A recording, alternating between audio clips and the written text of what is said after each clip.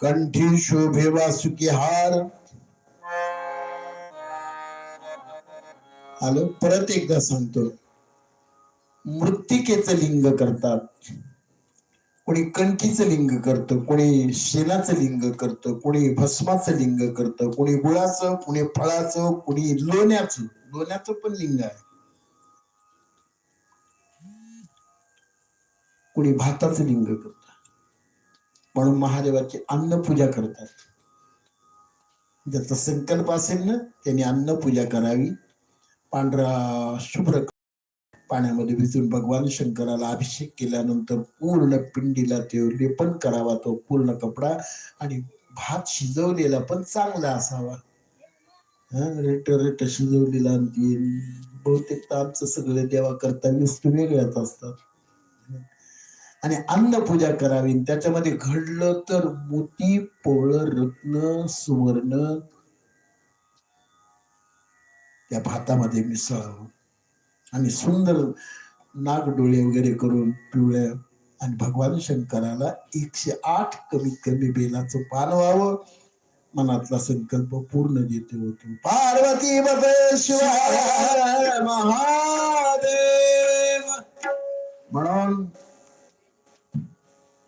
का म्हणते फिरायला तो त्यांना एका जागेवर बसा म्हणून. खाली बसा महाराज. बसून घ्या म्हणा त्यांना इकडे.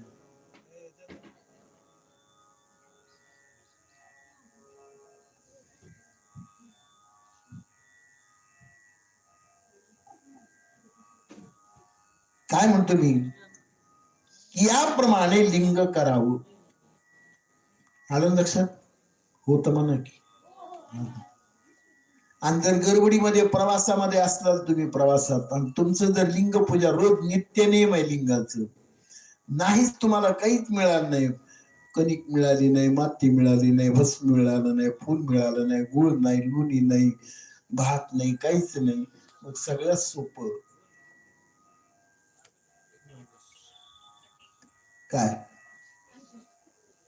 या अंगठ्यालाच गंध लावायचं, या अंगठ्यालाच पाणी घालायचं, या अंगठ्यालाच अक्षरा व्हायच्या, या अंगठ्यालाच बेलाचं पान असलं तर नसलं, नसलं तर असलं, काय असं ते. आणि नमः शिवाय, नमो नमः एवढं जरी केलं तरी संकल्प पूर्ण होतो. आम्ही फक्त याचा लोकांना अंगठा दाखविण्याकरताच वापर करतो. पण नाही महाराज, अंगठा हे ब्रह्मस्वरूप आहे, अंगठा हे पितर स्वरूप आहे. म्हणून आपण पितरांना पाणी देताना तर्पण, तर भगवान शंकराला पाणी प्रिय आहे.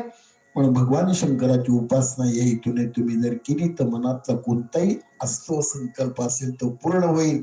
आणि याप्रमाणे अंगठ्याला लिंग समजून पूजा केल्यानंतर शिवपदाचा तो अधिकारी बनतो. आणि याप्रमाणे पुण्यक्षेत्रामध्ये एक दिवस तरी भगवान शंकराची पूजा करावी.